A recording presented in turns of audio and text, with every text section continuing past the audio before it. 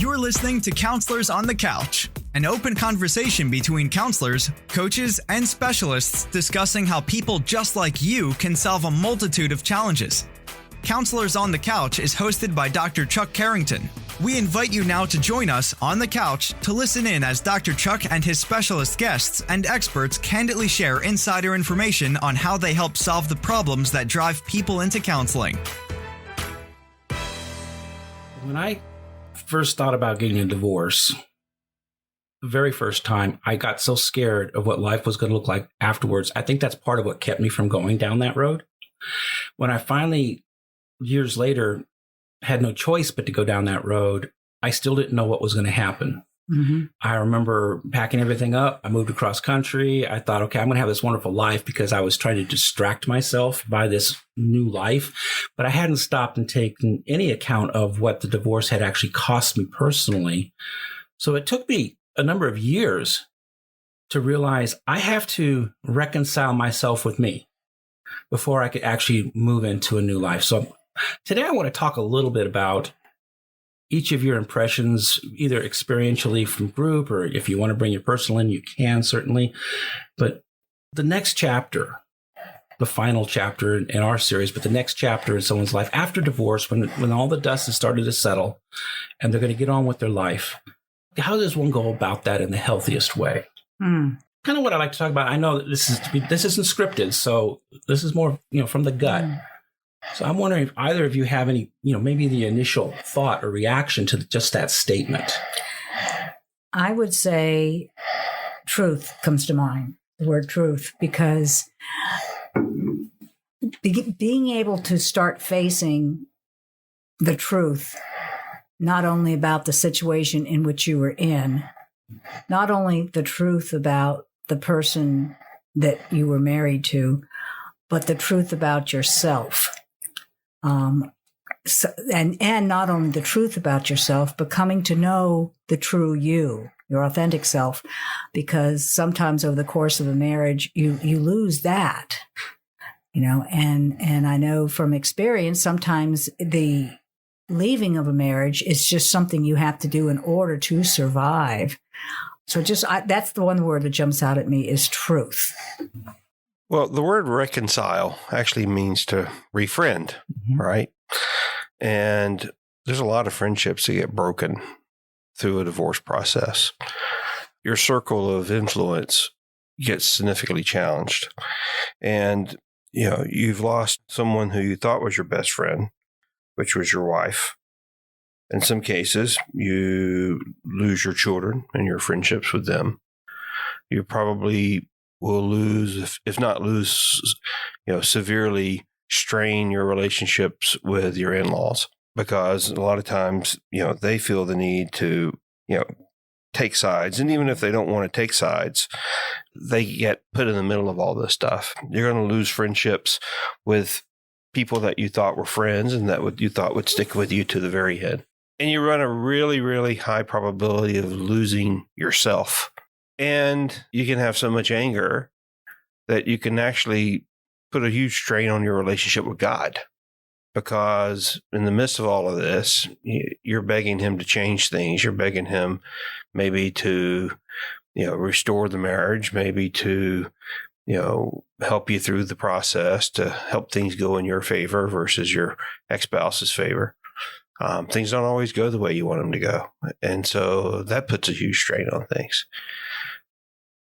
So you end up at the end of this thing and this is sort of metaphorical, but you end up at the end of this thing almost the way you were when you were born. You're completely naked. You're starting over. And it is almost like a rebirth process. It's a rebirth process in that what you thought you knew in many cases proved to be not true. What you thought was real in many cases proved to be not real. And in most cases, you're alone. And there's just me, myself, and I. And so you got to start over. And so the whole process of reconciliation, I think, means embracing that pain, embracing the reality of where you are, and starting to rebuild, starting to have the opportunity, and it really is in some ways an opportunity, to reset, to begin again, and hopefully do things differently this time than what you did the last time. But in order to do that, you have to refriend yourself. And in order to refriend yourself, you're going to need to take a really good, hard, long look at yourself. And you're going to need to acknowledge the things that you like about yourself. And you're going to need to acknowledge the things that you don't like about yourself. If you're going to be a good friend to yourself, then you got to stop lying to yourself. Because you can't have a good friendship when you lie to your friend. The truth is hard to take sometimes. The acceptance and the ownership of the issues that were on your side of the fence, and believe me, they're there, is really hard to take sometimes. Mm-hmm. Because when you first start out in this thing, your natural tendency is to blame others. It's your spouse's fault. Doesn't matter. You can't really see yourself clearly. You can't really see what role you played in this. You picked this person. This is not India where there was an arranged marriage. You picked this person of your own free will. So why did you pick that person? Why did you make those choices? Why did you make the millions of choices that you made throughout the entire process, which ended up in the disaster that it did?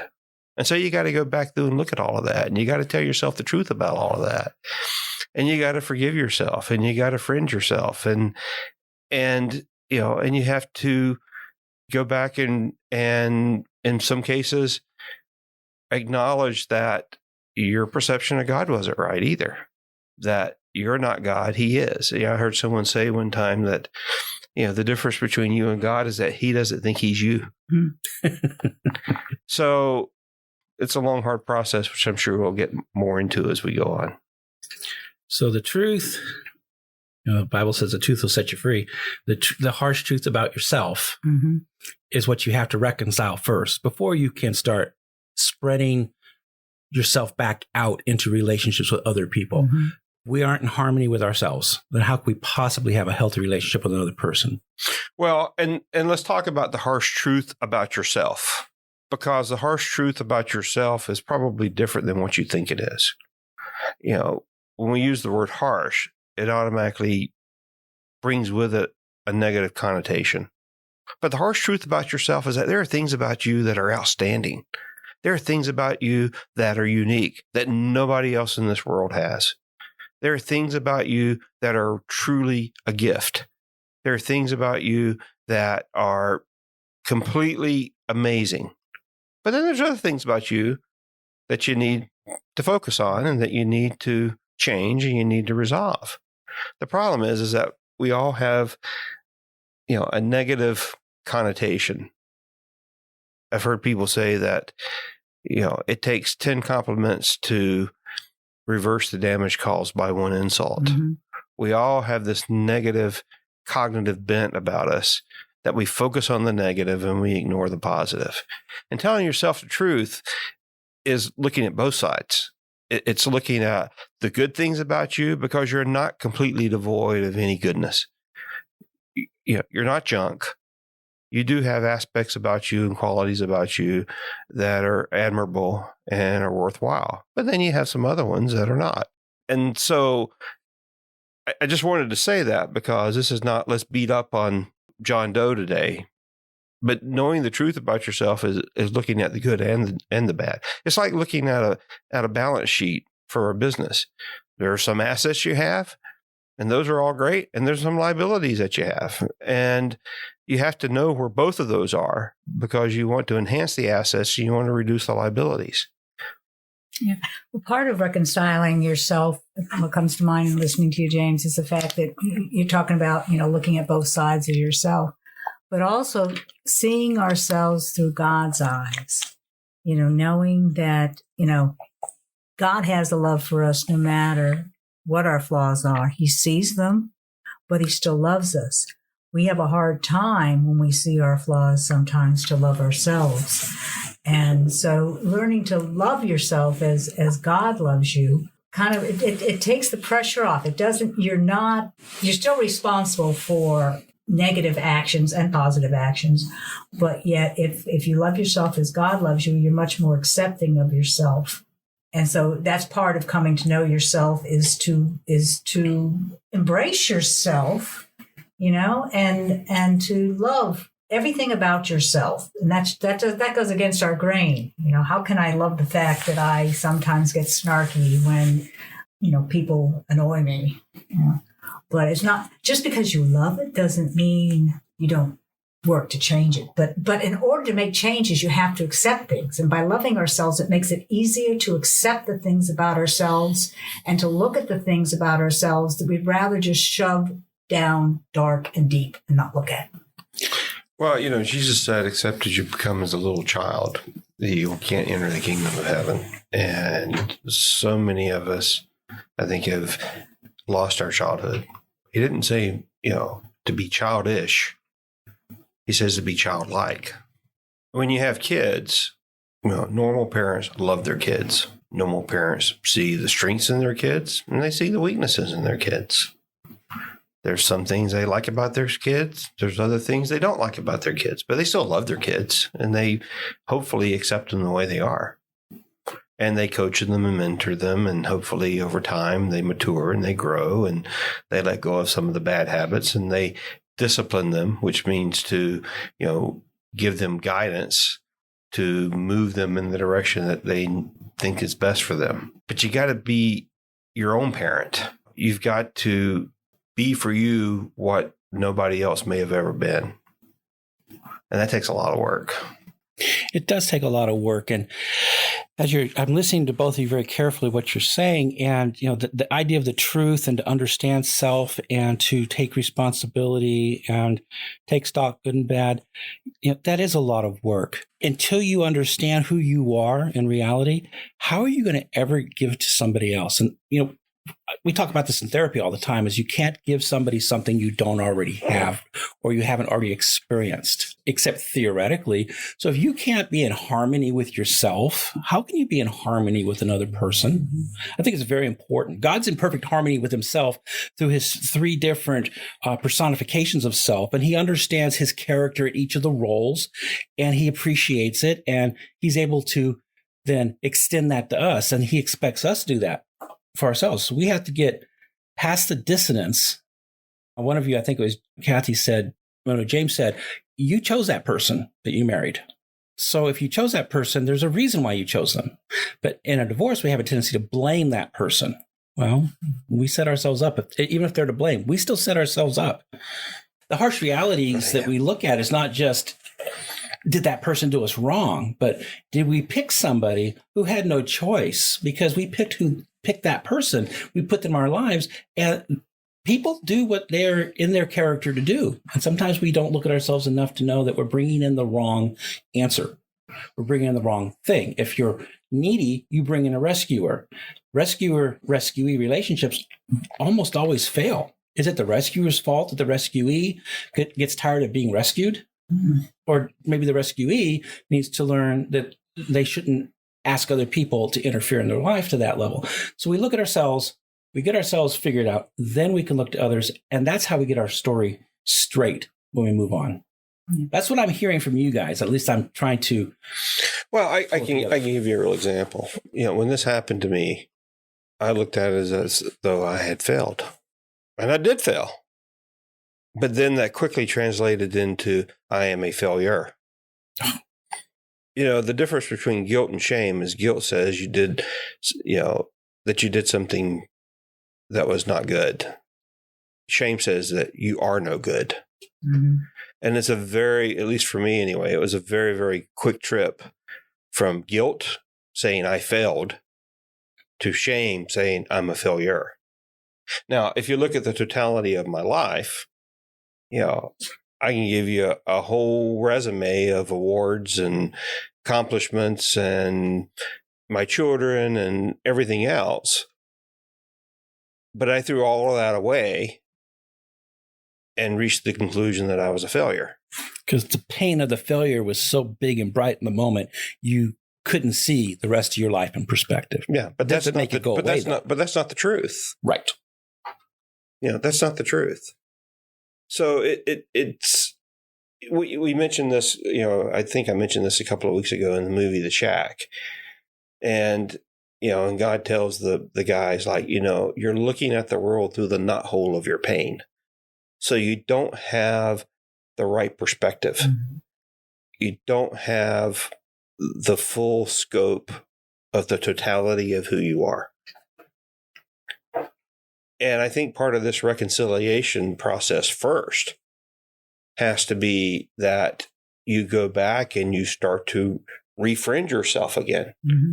And you start to develop a better understanding of who you are and a better understanding of, how you view yourself and how God views you. And the more you can align your self view with how God views you, then the quicker you're going to come back to some level of reality. Yeah. Something that comes to mind when I hear the word reconciliation is forgiveness. And in order to reconcile with anybody, you have to forgive them. So that ties in with ourselves too. We have to be able to forgive ourselves before we can reconcile with ourselves. And truthfully, we have to forgive those who have hurt us in order to reconcile ourselves, because until we forgive them, we are tied to them, by that unforgiveness.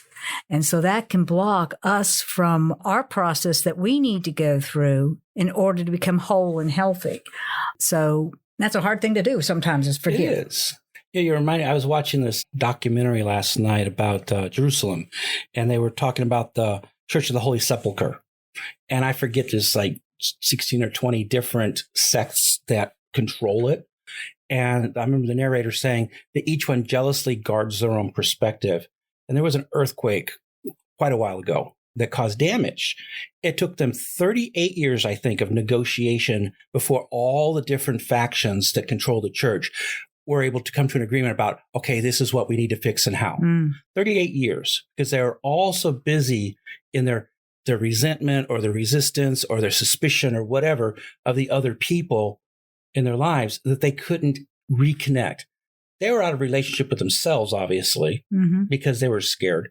And I thought about that. And as you're talking, I'm thinking, that seems to be the way we are going through a divorce. We are so self-protective because we're so hurt that we lose sight of the fact that, I helped put myself here. Mm-hmm.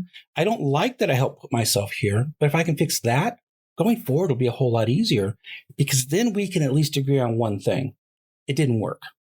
That's all we have to agree on. And when the earthquake comes and tears everything up, we want to look at our participation, but we tend to not look at our participation. So being real with yourself allows you to be real with the others, and it should speed the reconciliation. You don't have to hate your ex, although some people seem to think you do. No, and one of the things that we've talked about in divorce care is the fact that there's different levels to reconciliation. Reconciliation does not mean you have to get back with the person who has hurt you. And so with yourself, reconciliation with yourself doesn't mean you have to go back to being the person that you were. But reconciliation, doesn't mean you don't have to be friends with this person who hurt you. Sometimes reconciliation is you can be on friendly terms with them. Not, just acquaintance terms with them. Sometimes it's just a functional reconciliation where you can exchange information, like if there's kids involved and such like that. But so many people, they hear the word reconciliation and they recoil at that thought. How can I possibly, if we're talking about the other person, how can I possibly reconcile with this person? They hurt me so much. But reconciliation, just as forgiveness, is also something that you benefit from, because of the fact that you let in the process of forgiveness and reconciliation, you let go of a bitterness that you are carrying around with you. But that's one of the things I think is fascinating about it. So many people don't know that reconciliation isn't all or nothing. Right. And it doesn't necessarily mean restoration of the old relationship. It definitely shouldn't mean restoration of your old self. I think it was James was telling us about the medieval torture where they strap the body on. Yes. You were telling us that, right? One of your fun facts. I actually mentioned that in our women's group a few weeks ago to try to explain to them that dragging the old body behind you is bad enough, but wearing the body will cause death. Most of us drag the corpse behind us. Some of us wear the corpse. You know, I had that for some reason that brings to mind many, many, many years ago. I was involved in another divorce support group, and there was a fellow who was a Marine that was in our group, and for some reason he actually went out and bought a coffin and put it in his living room and put everything in that coffin that reminded him of the woman who had left him. That was interesting. I mean, that was an interesting way to do it. I mean, I wouldn't recommend it necessarily. I have absolutely no idea what he was going for, but that sounds interesting. I mean, some people like death, I suppose, but some people buy coffins because it's utilitarian. It turns into a coffee table or sofas, but yuck. No, but no, it's just the idea. He wanted her to become dead to him. Yeah, and that's to me that's not healthy. That's bitterness, right? Yes. Because the pain has become so internalized, it's controlling your rational thought. We become deluded. So delusion is where you believe in something other than reality as if it's real. And it's hard to shake someone off their delusion. If you believe the other person wronged you and you're just a victim, then you're going to go through life believing you're a victim. The reality is you participated probably in what brought you to the divorce. Well, and I think the whole process, and it's interesting that this is our last recording and we're talking about reconciliation, because reconciliation is really and truly a summation of the entire process. Because you start out with these external assaults and insults. Someone is, abandoned you. Somebody has rejected you.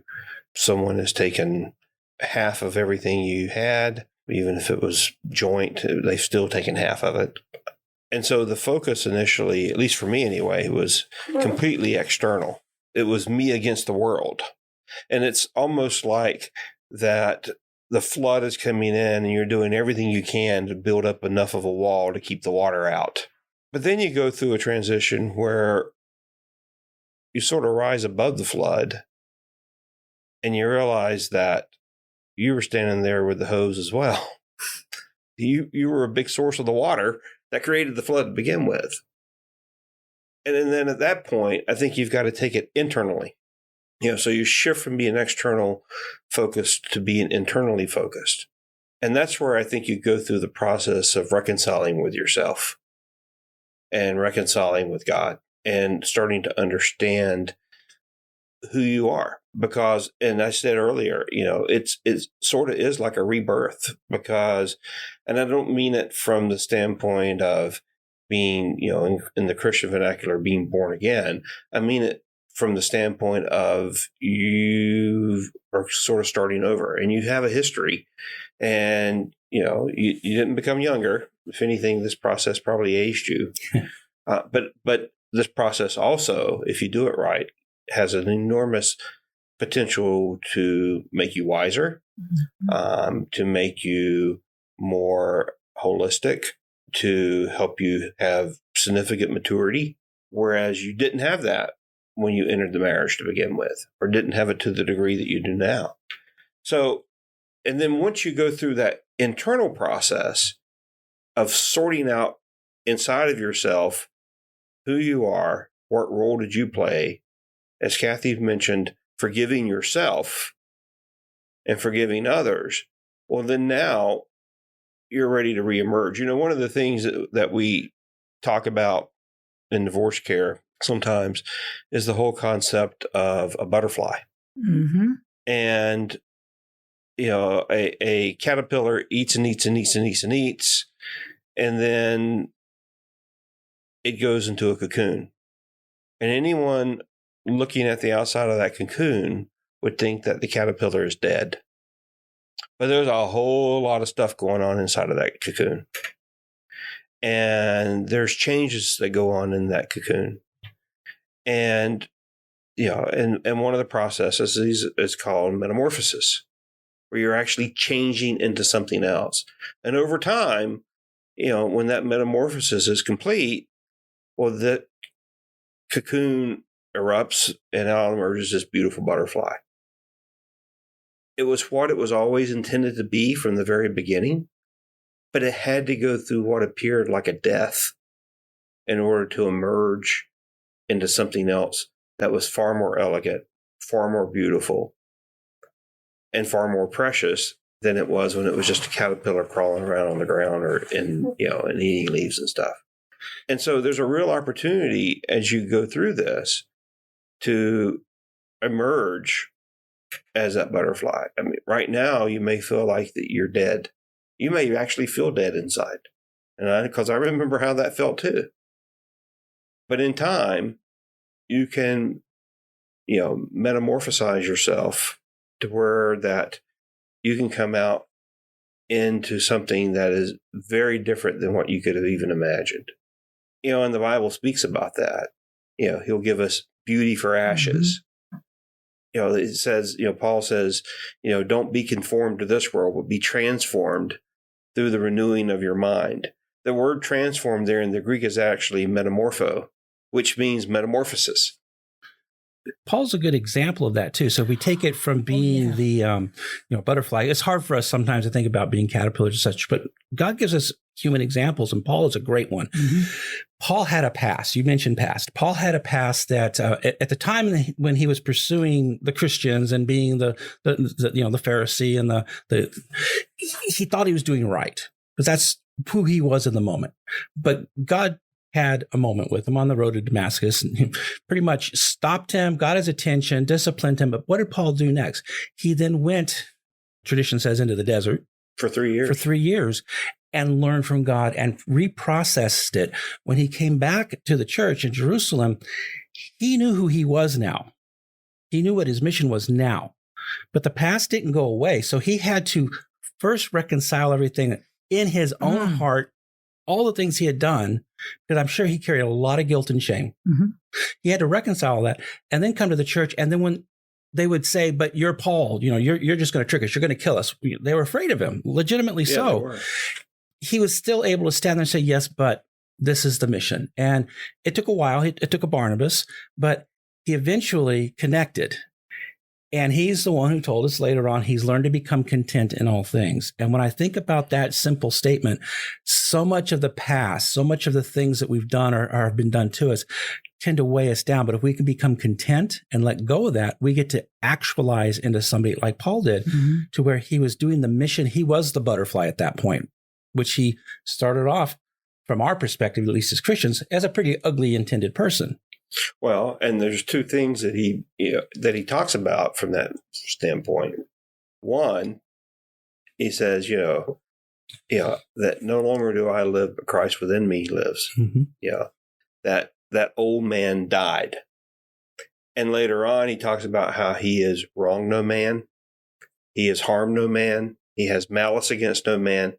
And you think about, this is a guy who, at least in today's terms, would have been charged with putting a contract out on Stephen and stood there and held their coats while they stoned him. Mm-hmm. But yet later on, he's saying, I've never harmed anyone. He became so complete in that transformation and so complete in that new identity, and in that butterfly, that he didn't even consider his past. He didn't even consider the things that he had done in his past because he was a new creation, a new creature.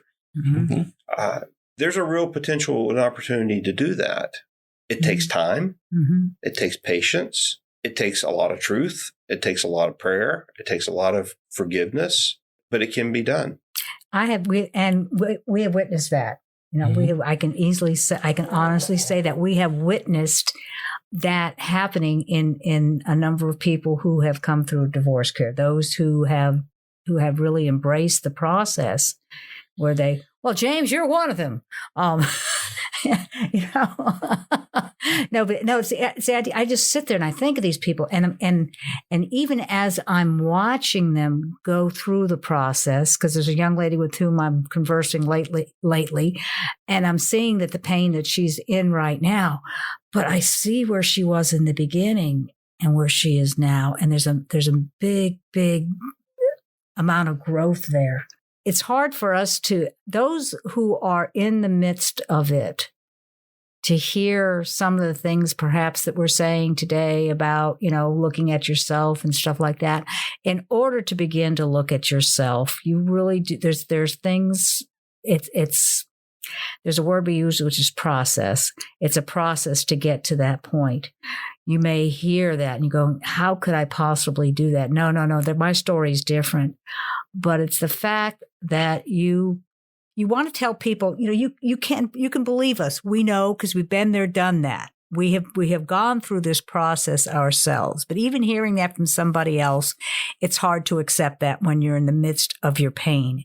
The only thing I could say to that is, being in the midst of your pain, file this away, as a lot of the other talks and all that. Just file this away and perhaps keep a copy of it and listen to it again, say 6 months from now, a year from now, and see where you are. You have to trust that process. Yeah. Because the process is necessary, just like your metamorphosis. It doesn't happen overnight. Mm-hmm. You have to trust it. And in counseling, we have there's lots of different models, but the most basic model of counseling is you help the client explore, which is looking at whatever it is, mm-hmm. until they gain insight. Mm-hmm. And once they have insight, then they're able to take action.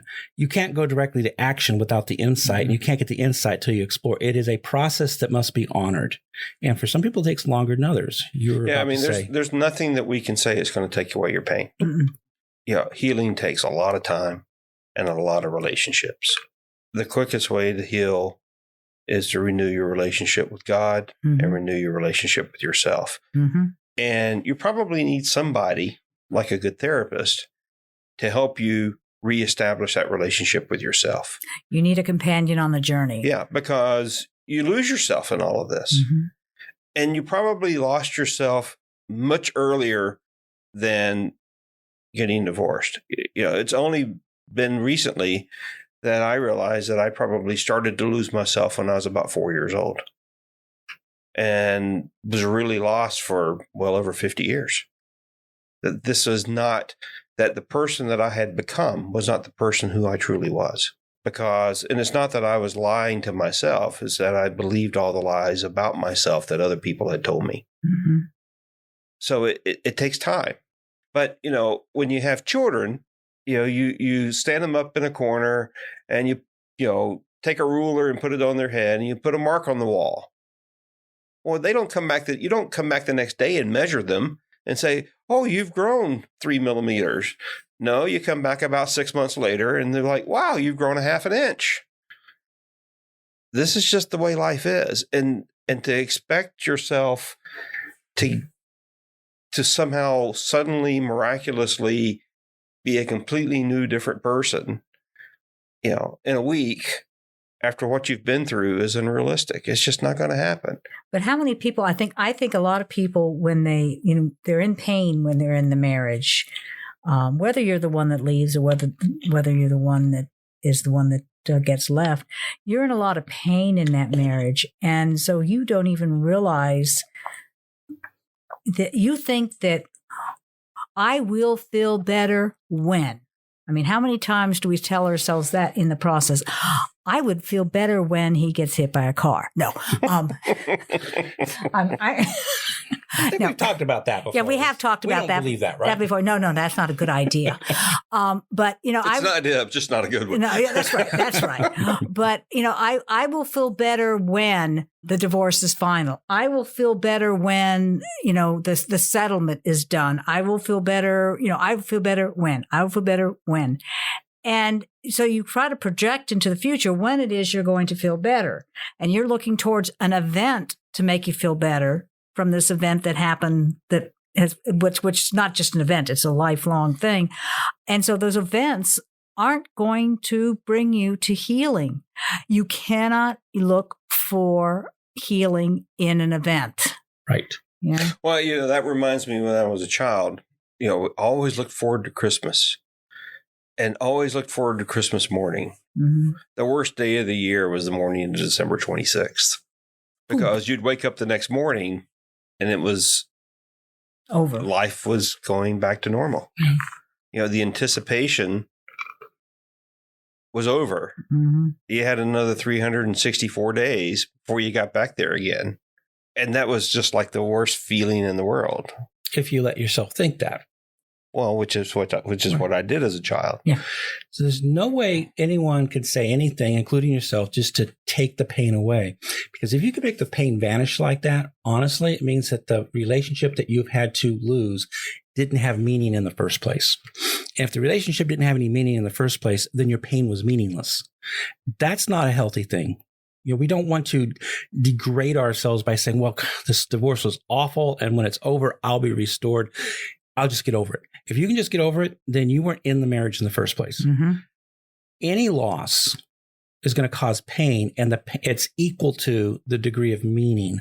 When you went into your marriage, you went into it for a reason. Mm-hmm. You had high expectations and hopes that this was the person who you could trust for the rest of your life. It's kind of like when I was John's age, I started losing my hair.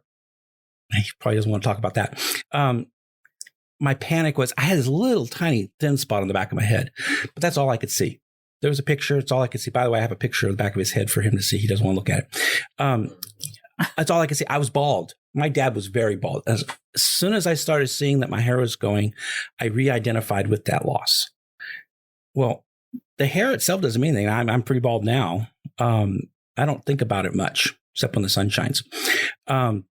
Or cold rain. Cold rain is bad. But I don't identify myself as a bald person. I don't think about it. But when I was 21 and my hair was falling out, that's who I was. My life was over. I will never be able to have another relationship again. That reminds me of a really profound thing. One of the companies I used to work for got bought out by another company. And so the CEO had all the executives in the meeting room. And his intention there was to announce that our company was being bought out by another entity and that most of the people sitting in the room wouldn't have jobs after the acquisition was completed. Mm. But he didn't do it that way. What he did, he said, I want everybody to take out a piece of paper and I want you to write down 20 things that you can do. Can you fix plumbing? Can you wire an electrical outlet? Can you change the oil in your car? Can you mow the grass? Do you have a green thumb? And he wanted everybody to do that. And so everybody did it. And I thought this was so wise of him, the way he did this. He said, now, we're being acquired by another company. Most of you in this room will not have a job after the acquisition is complete. But when things get tough, go back and look at this list. You're more than the chief financial officer. You're more than the vice president of R&D. You're more than the chief operation officer. Because here are all these other dimensions and other skills that you have. You're going to be fine as long as you don't focus on this singular event as defining who you are and letting it define the rest of your life. And divorce is a lot like that. It's traumatic. It is like being fired. It's like losing your job, but it's even worse than that. And you're going to be fine as long as you don't let that be the single defining moment for the rest of your life. Yeah, that's one of the things, how do you identify yourself? Do you say I'm a divorced person? Or do you say divorce is something that I experienced? When they ask you, of course, you're remarried. So when I fill out a form and they say, what's your marital status? Mm-hmm. Like that's really such a defining thing in our culture. I don't know why they ask that, but they always ask, what's your marital status? They have single, married, widowed, divorced. It's like, what's the point? So do you identify yourself as divorced or do you identify yourself as single? Or are you so bitter that you identify yourself as widowed? Think about that. Our self-definition can really speak volumes to us, not just about us, but it makes us believe ourselves to be something that maybe we're not. Mm-hmm. Yeah, and if you don't have to identify your gender or your race nowadays, why should you have to identify your marital status? Mm-hmm. Mm-hmm. And the thing about it is really, who defines you as far as whether you're single or divorced? I mean, what I've said, actually, I could check that I've been single, I've been divorced, and I'm married. So I could check 3 of those. Mm-hmm. Your identity is not locked into a singular event. And like, I think it was one of you just said, so don't look for an event to make it better. That was you, right, Kathy? Mm-hmm. You don't look to the event to cure things because you're not locked into any event to begin with. You are a very complex, multifaceted human being. The enormity of your life is so much bigger than any one event. Yeah, and there's a great story about that, about the reason you don't want to do this. Neil Armstrong had spent his entire life wanting to be an astronaut. He was a fighter test pilot. And he was the first man to walk on the moon in July of 1967. When that had been the singular focus of his entire life up to that point. After the Apollo landing and recovery was over, Neil Armstrong went through enormously deep depression because he didn't know who he was anymore. He lost his goal. Yeah. It's because it was achieved. Yeah. And so there's a real potential here for people to go through the same thing. Mm-hmm. That, this was your dreams, this was your hope, this is what you spent the bulk of your energy on, this is what you had thought of. We get told by the media that you're supposed to be married, happily ever after, which is an illusion. It only works in Disney films. And now this has happened to you. It's very easy to lose yourself in all of this stuff.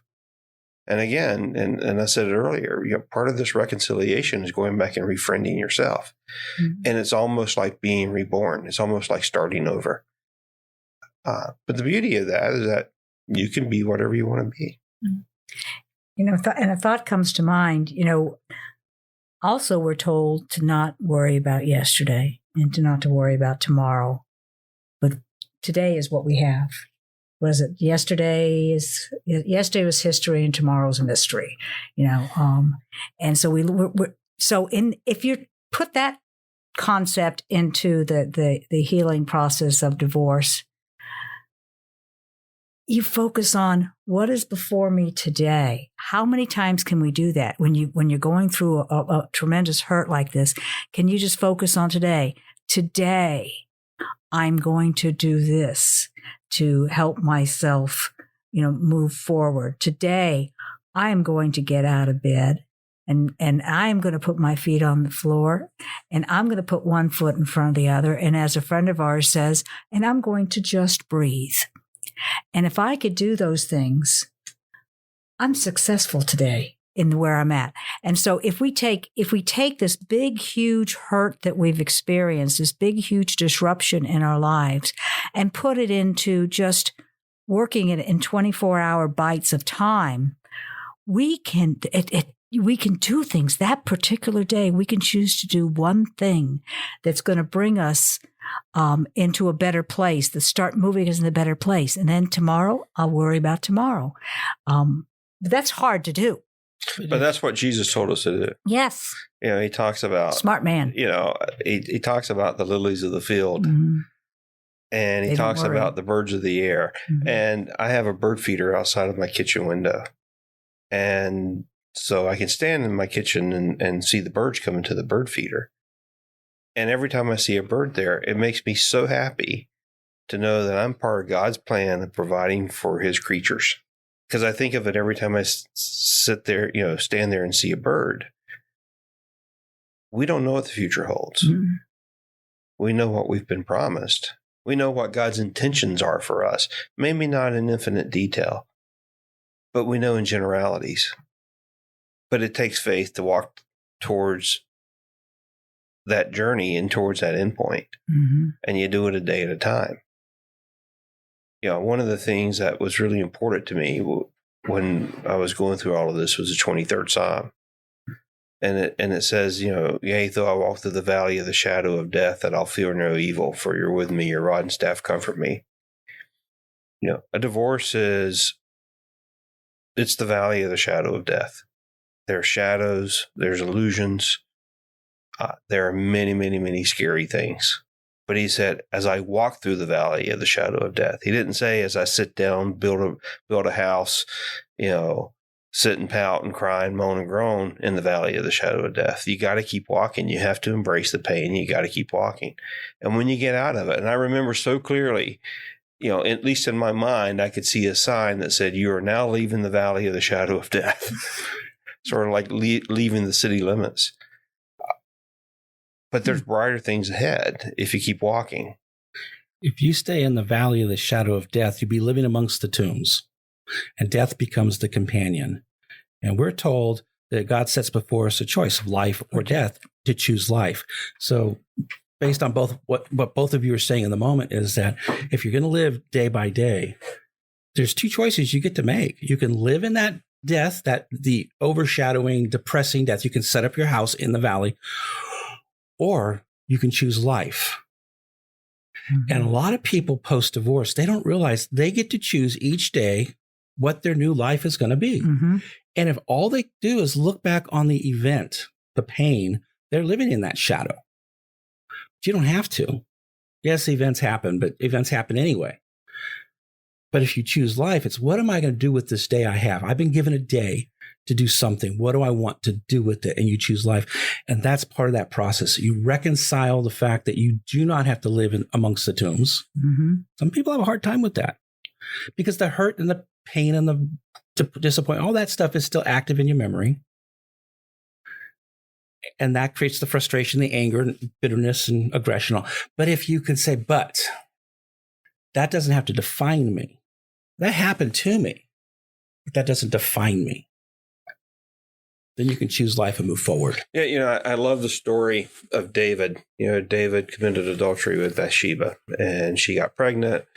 David committed murder because he sent Bathsheba's husband out to the front of the line in the middle of a battle and then had them pull back so he would get intentionally killed. David had, Bathsheba became pregnant through their indiscretion. She had a child. The child died. And if you read the story, David grieved enormously. And he sat in sackcloth and ashes. And in Jewish tradition, there's a period of mourning and a period of grief. We seem to have lost that in our Western culture. But in Jewish tradition, they realized how important the grief and the mourning period was. But after it was over, he got up, he took a bath, he washed his face, he put on fresh clothes, and he moved forward. That part was over. It's time to move on. Mm-hmm. The reconciliation process, to make it really simple, is the equivalence of, okay, that period's over. It's time to wash my face, put on fresh clothes, and move forward to the rest of my life. It's not denying the grief. It's not denying the death. It's not denying the death. It's not denying the importance of allowing yourself to grieve your losses, identifying your losses and grieving them. Yeah. And then I think the other side of the reconciliation process is, okay, what are you going to do with your former spouse? But if you learn how to be a friend to yourself, well, in the future, you'll pick your friends more wisely. And the question comes down to, at least in my opinion, to reconcile with the other person. And Kathy mentioned it earlier in divorce care that, there's a place called Camp Civility, mm-hmm. Which is you're civil with each other, but you feel so much that this person doesn't cause you pain anymore. And then there's another phase. And then finally is the reconciliation of the marriage. And I guess that does happen in some cases. But the point is that if you've forgiven this person, if they are no longer, you no longer hold any unforgiveness towards them, you don't charge them, with any malice or contempt, well, then now you're free to decide, okay, what kind of relationship do I want to have with this person? And do they have the character that would meet my criteria of being a friend? Would you be friends to them today if you just met them? If you just met them, what you know. Exactly. Mm-hmm. Are they trustworthy? Are they reciprocal? And those are decisions that you get to make. And that makes you very, very free. But otherwise, if you don't do that, you're still bound to them. And you're just dragging them along as you go down your journey. And that's a heavy, heavy burden to carry. It all boils down to the perspective. Are you looking at them through the lens of woundedness? Are you looking at them through the lens of, I have forgiven them and I've reconciled myself and I'm ready to move on? Why would I treat them less than anybody else in my life? We're supposed to love our enemies. That's right. So I know they say it's boring to hear someone read something over the air. I'm going to read you something anyway, because I can. This is something I've used in therapy over the years. I don't remember if I shared it with either one of you. I think I have a copy. Yeah. It's called The Worst Day Ever. So I'm going to read it. It says, excuse me. It says, today was the absolute worst day ever. And don't try to convince me that there's something good in every day, because when you take a close look, this world is a pretty evil place. Even if some goodness does shine through once in a while, satisfaction and happiness don't last. And it's not true that it's all in the mind and heart, because true happiness can be attained only if one's surroundings are good. It's not true that good exists. I'm sure you can agree that the reality creates my attitude. It's all beyond my control, and you'll never in a million years hear me say, today was a very good day. The trick here is to read it backwards. Today was a very good day, and you'll never hear me say in a million years, it's all beyond my control. My attitude creates the reality that I'm sure you can agree that it's not true that good exists only if one's surroundings are good. True happiness can be attained because it's all in the mind and heart. And it's not true that satisfaction and happiness don't last. Some goodness does shine through once in a while, even if the world is a pretty evil place. Because when you take a closer look, there's something good in every day. And don't try to convince me that today was the absolute worst day ever. That is really cool. Word for word, perspective is it's a terrible day, and all these facts, when you look at them, seem to be true. Word for word, when you think the world is a good place and you look at all these facts, they still can be true. But the difference is when I read it the first time, it makes me feel pretty bad.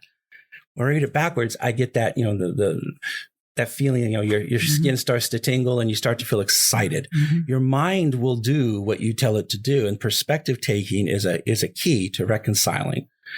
Our perspective, God told us, this is who you are to me. He wrote us a whole love letter. The whole New Testament's a love letter. Mm-hmm. One of my pastor friends used to say, if you read the New Testament and you don't feel the love, you're reading somebody else's mail. It's a love letter to the people who know God. He tells us how special we are, how much we mean to him. And when we capture that, our whole life changes. And that's really that born again experience. Our lives change in perspective because we take all the facts that we see today and we flip them over the way God sees them. To me, that's restoring your life. Mm-hmm. That's where reconciliation for self comes from. James, you look like you're thinking real hard over there, my friend, which I know will get me in trouble because he's the smartest guy in the room.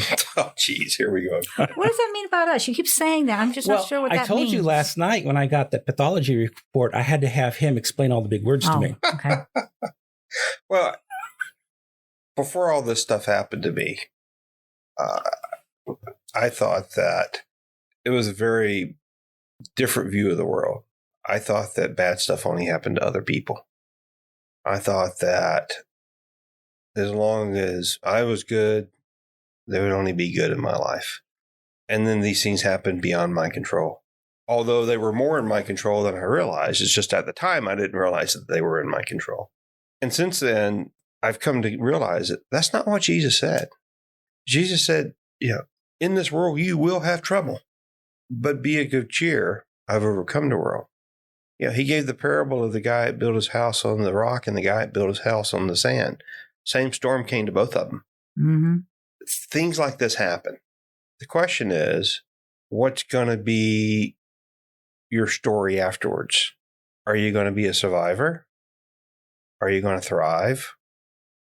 Are you going to turn into that beautiful butterfly and have a totally different, new, exciting, creative life? Or are you going to get stuck in your grief and stuck in your unforgiveness and become a very bitter, lonely person. The beauty of all of that is that it is totally, completely within your control.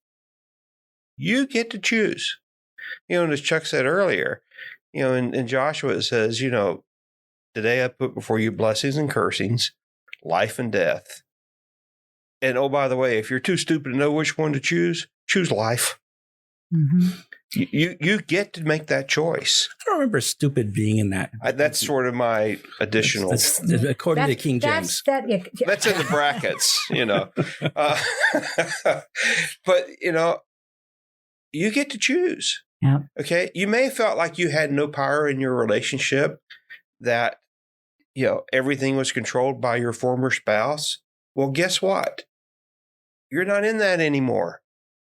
You get to choose. You got to go look in the mirror and realize that the person staring back at you in the mirror is the one who's responsible for your happiness. Mm-hmm. They're responsible for the good things that happen in your life. They're responsible for the bad things that happen in your life. And happiness isn't even the choice. The choice is all the things that you do day by day, moment by moment, that in the end will aggregate to happiness. We don't just choose to be happy. We choose to live life. And if we choose wisely, happiness comes. A lot of people think, well, I've got to be happy. And they're trying to go for that as a goal. Mm. It's not a goal. That's an outcome. Mm-hmm. Mm-hmm. Choosing life, doing the positives, being friendly towards others, reconciling. Those are choices. And getting to the point in your life where you can, when things happen, react with gratitude. It sounds strange, something bad happens, but knowing that no matter what happens in your life, that God is going to use it for your good. So you can say if something bad something happens, I'm devastated right now. I'm beyond, I feel like I'm beyond repair. I'm never going to get out of this. But you know what? That's what I feel right now. But dear Lord, I know that everything that happens to me, you will take it and you will use it for good. So I'm grateful to you for that. So we have a Mary and Martha moment when we're grief struck because Lazarus is dead, but God has a different plan. Yes, exactly. Yep. And your life will be resurrected. But you have to have faith. You have to have faith. Yeah, and I think that's one of the it's so many, unfortunately in today's world, that's not even part of our, the vocabulary out there is having faith, trusting and such. Because you can even see there's so many positive things that have come out of, this pandemic that we've been going through and isolation and everything. There are some positive things coming out of that.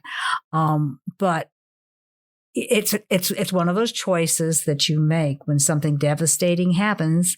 You're probably going to react as your human self would react, with disbelief and all those things and anger or whatever. But then settle down and say, and use that part of your brain to say, I know, Lord, that you will take this moment and you will use it for good. I stand on that. I will, and you still accept the pain and everything that comes with it. Amen to that.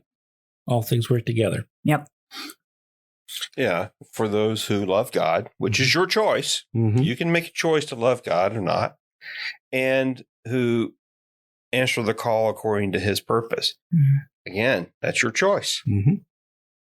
And choices to God is sacred. That's why he doesn't intervene. People don't get that. God doesn't. It's not that he's incapable of coming in here and shaking it all up and fixing it for us. It's because he values our choice. Mm-hmm. Unfortunately, we don't always choose wisely. Well, we have come to the end of 12 sessions on navigating. Originally, I was going to call this series Surviving Divorce, but it's not about surviving. It's navigating. Mm-hmm. It could be overcoming, but it's, in my opinion, it's just an event that is an opportunity for a tremendous amount of growth. And hopefully some of this takes away, maybe, I don't know if demystify is the right word for this, but hopefully this will help a person realize that you're not stuck in this. You won't stay in this. You won't sit in that valley of shadow of death. Unless you choose. Unless you choose to do that. And I think that's one of the huge things is, even as bad as you may feel, please know that you do have a choice. There is life after divorce. There's life after divorce, and you get to make it. And I will tell you, from what I've seen, so many people have said, this was horrible. This was terrible. But you know what? Where I'm at right now, I'm grateful that I had to go through this. Mm-hmm. I've heard that a number of times. Yeah, trouble don't last always. Mm-hmm. All trouble has an expiration date. Mm-hmm. It may be weeks, it may be months, it may be years. Mm-hmm. I think we have a huge impact on how long that trouble lasts by the choices that we make. Yes. But if you make wise choices, and if you go back and you try to start to do some of the things that we've suggested that you do, the shelf life on this will be relatively short. But for some people, this is the defining moment of the rest of their lives. It doesn't have to be that way. Mm-hmm. And I'm just thinking back on all these episodes, it feels heavy. And I know we talked about that in the beginning off mic. This feels so heavy, but it's because it is heavy. But hopefully the thread through all this is, but you get to control it. You get to make choices. You get to heal. You get to move on. Your life can be good once again. If you sit and lament and lament and lament, life will not move forward. We have to focus on moving forward, which means imagining the best outcome for yourself and then reaching for it. Mm-hmm. So we don't want to be dark, but we want to be real. Mm-hmm. And divorce is like a death. It's dark. It's ugly. We have to mourn it and move on. Mm-hmm. Thank you, guys. Appreciate it. I feel like the Three Musketeers plus D'Artagnan over there. I think we did some good work. And, Ninja Turtles. Whichever. Ninja Turtles? Yeah. Well, I don't know. He doesn't ever say anything. Strategically, there's no mic at John's station. He won't talk. Someday. Maybe when we talk about music. But I really appreciate all of you participating in this. This is something I just think God gave me a dream of putting this podcast together for people who've gone through what we have each experienced. And I just have to believe that He's going to use it for some mighty work for at least one person. That's all it is. That's all. If one person.